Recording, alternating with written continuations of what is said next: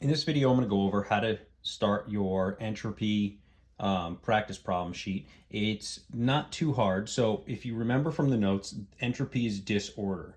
And there's a couple of ways we can change the amount of disorder. So the most obvious way is going to be a phase change. So if we go from solid to liquid to gas, you'll become more disordered, and therefore your entropy will increase. The other way is to change the temperature of the molecules. If they're moving faster or slower, you can increase or decrease the entropy. Another way would be to talk about the particle size. So if we were to take a cube of sugar and smash it with a hammer, it would turn into these tiny little crystals and they'd go everywhere, so their entropy would increase.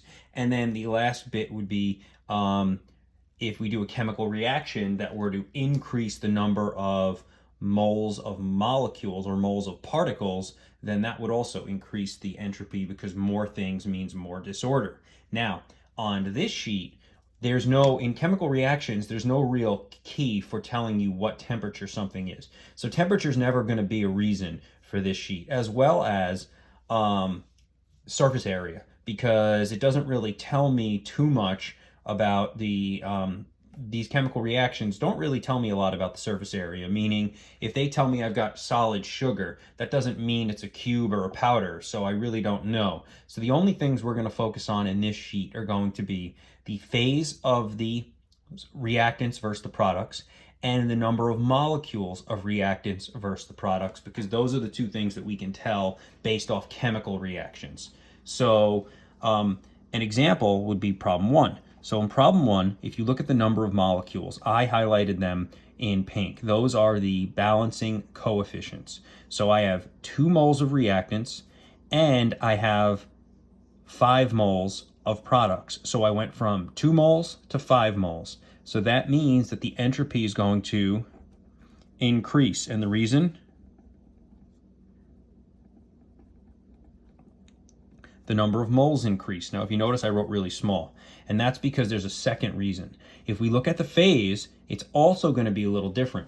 We started out in 100% solid, or as 100% solid. So that's the lowest entropy possible.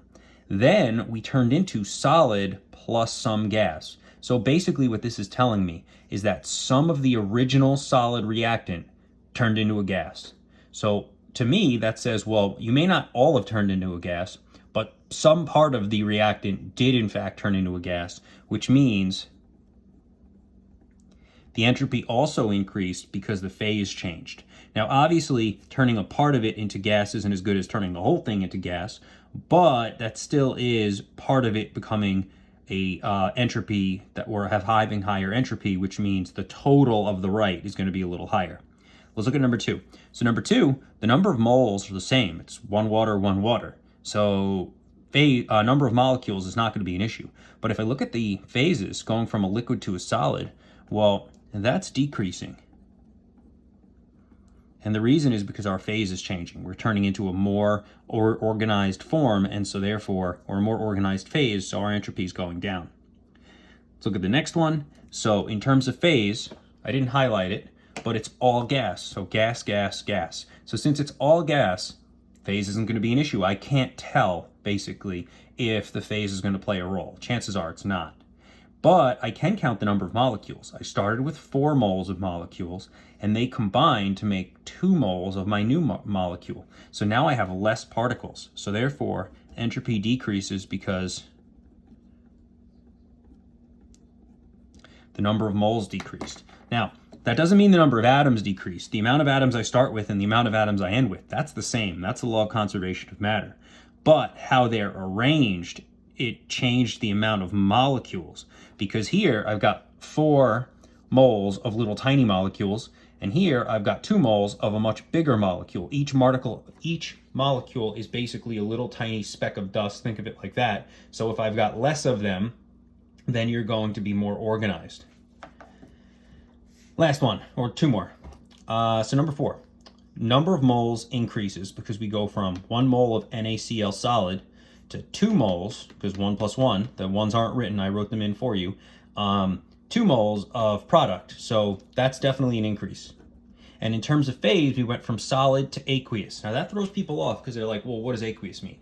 You should know this already, but AQ means dissolved in water, which pretty much means liquid. As far as where, for entropy terms, if you're dissolved in water, that's the same thing in terms of disorder as being a liquid itself. So that basically means we go from solid to liquid as far as we're concerned, which means the number of moles increase and the phase.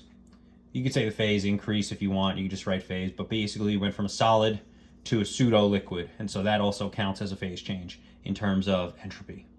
Last one I want to do is this one, number 12. 12 is a little tricky because if you look, gas, gas, and gas, so there's no phase change. And if I look at the number of molecules, I have 2 moles of molecules on the left, the 1 and the 1 that I wrote in for you, and then that totals 2 moles of molecules on the right. So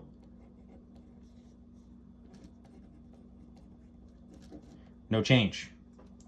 Now, in real life, does that mean that there is actually no change? No, it just means that based off of what we can tell, we cannot determine if there is a change in entropy. There are more advanced ways to do it. We are not going to learn it. So as far as we're concerned, for number 12, we say that there is no change in entropy for that equation, and we're going to leave it there. We're not going to ever learn the more advanced ways of doing it. If you wanted to learn those, that would be like an AP Chem or higher type of question.